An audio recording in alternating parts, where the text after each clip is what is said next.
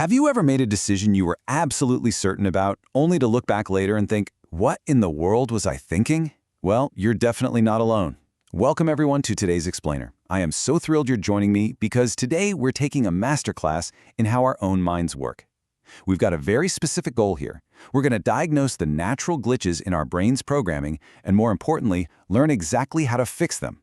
Think of it like a mandatory upgrade for your cognitive operating system. So, are you thinking about thinking? I know, it kind of sounds like a riddle, right? But it's actually the absolute foundation of critical reflection. See, all day long, our brains make these split-second automatic gut reactions. And honestly, that's completely natural. Think about driving your car on a familiar route to work. Your brain is essentially on autopilot, reacting instantly to turns and traffic lights without you having to consciously process every single move. That's our default state. But true, rational thinking, that is like driving in a blinding blizzard in a completely new city. It requires intentional, deliberate, and frankly, sometimes exhausting effort. We literally have to step back and observe our own thought processes as they're happening. Here's what we're covering in today's masterclass.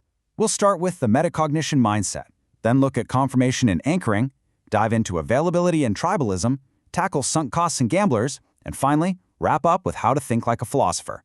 Let's get right into it. All right, Section 1, the metacognition mindset, upgrading your brain. The clinical term for this mental upgrade is metacognition. Literally, it translates to thinking about thinking. Imagine your typical day-to-day engagement with the world as first-order thinking.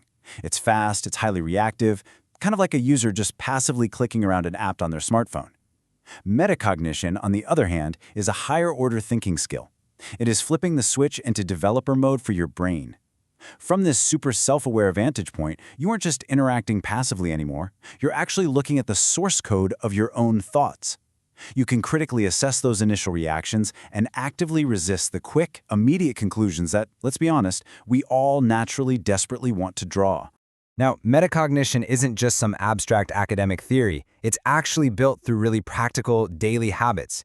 Things like planning ahead, rigorously checking your work, asking questions about your own understanding, and actively pointing out your personal blind spots and weaknesses. You might be wondering, why do these seemingly basic habits matter so much? Well, it's because stress and a lack of time literally rob your brain of the cognitive bandwidth you need for rational thought. When you're stressed out, your brain just reverts to autopilot. You make quick, incredibly error-prone decisions. Giving yourself time, managing your environment, and running through these self-checks, it forces your brain to physically slow down, and that stops you from rushing into false conclusions. Moving right along to Section 2, confirmation and anchoring, the traps of the familiar. Okay, let's play a little game. It's a classic experiment by cognitive psychologist Peter Wason. I want you to identify the rule for this sequence of numbers, 2, 4, 8. What's your immediate guess? If you're like most people, you instantly think the rule is multiplying by 2, or maybe even numbers, right?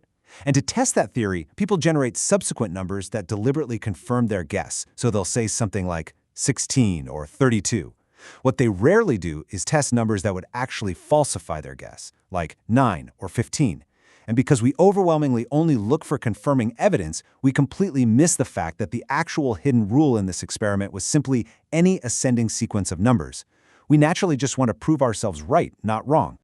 That little number experiment perfectly illustrates confirmation bias. It's our profound tendency to search for, favor, and recall information that heavily supports what we already believe. Evolutionarily, it actually started out as a remarkably useful survival tool. I mean, if you hear the sound of raindrops and look outside to see puddles, you are confirming a shared, stable reality. And hey, that is helpful. But today, this bias has literally been weaponized by modern technology.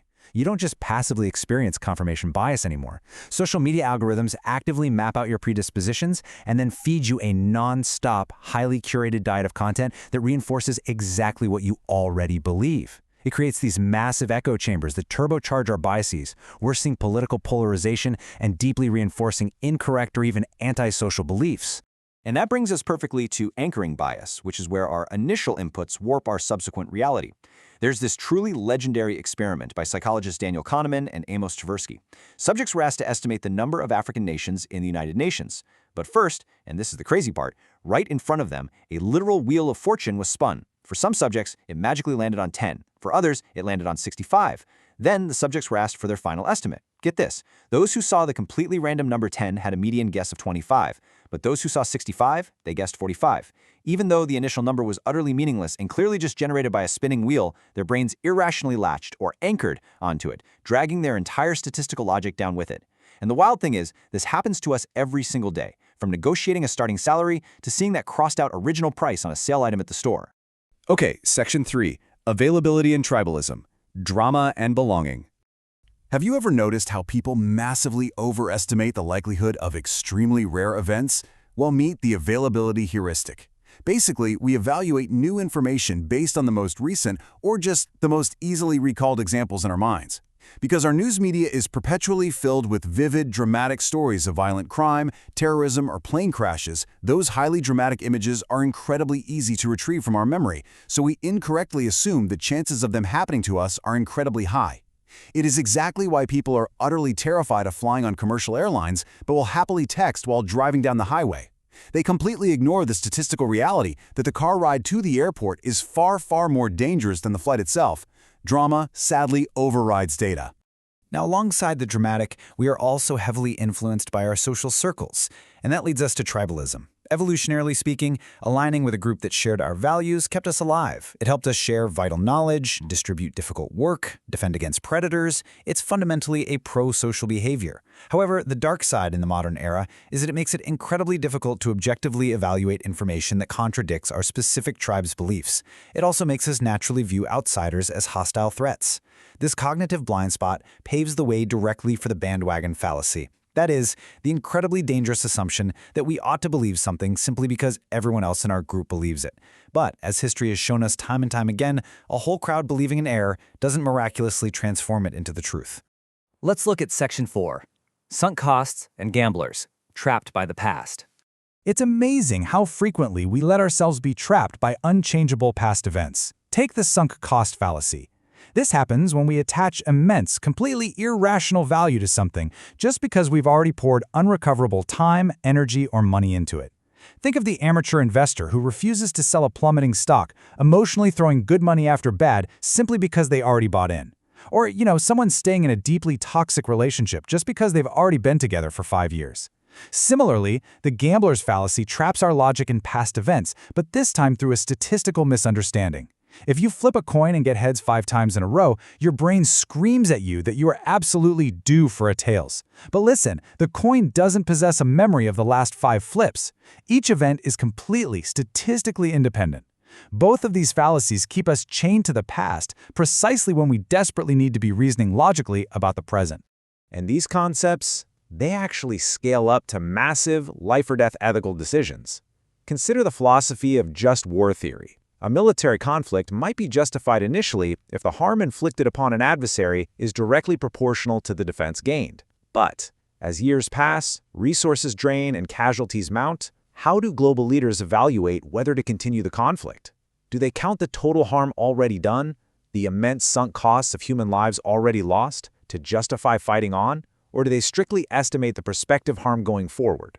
There are no easy answers to this for sure, but it profoundly proves that overcoming cognitive biases isn't just some fun academic exercise, it is absolutely vital for moral and societal survival. All right, let's lock in this masterclass. We have officially diagnosed 7 critical mental traps that absolutely plague human reasoning. We've got confirmation bias, actively seeking only what we already believe. Anchoring, letting totally random initial data warp our subsequent math. The availability heuristic, letting dramatic media stories heavily skew our real-world perception of risk. Tribalism and the bandwagon fallacy, allowing our deep evolutionary need for social belonging to completely override objective truth. And finally, sunk cost and the gambler's fallacy, letting unchangeable past events chain up our future decision-making. And that brings us to our final section, Section 5, Think Like a Philosopher, your take-home assignment. As the source material beautifully reminds us, and I quote, "It takes self-awareness and effort to overcome the tendency to fall back on biases." Look, these biases, they are not embarrassing character flaws. They're built directly into the hardware of how human beings process a very chaotic world of information. You don't just fix them once and then forget about them forever. Engaging in metacognition is a continuous, effortful, daily practice. So, before we wrap up today's explainer, I actually have an assignment for you. I want you to think back to a past, maybe irrational decision you made. Maybe you threw good money after bad on a failing project, or maybe you let an arbitrary anchor deeply skew a major purchase, like a car or a home. Were you remotely aware your thinking was misguided at the time? Probably not. But with the benefit of hindsight and the distance of time, how would you approach that exact same situation differently today, using the tools of metacognition? What deliberate steps can you take right now to ensure you don't fall back into that same trap tomorrow? Keep checking your thought processes, keep questioning your initial gut reactions, and most importantly, keep thinking like a philosopher. Thank you so much for joining me for this explainer, and I'll see you next time.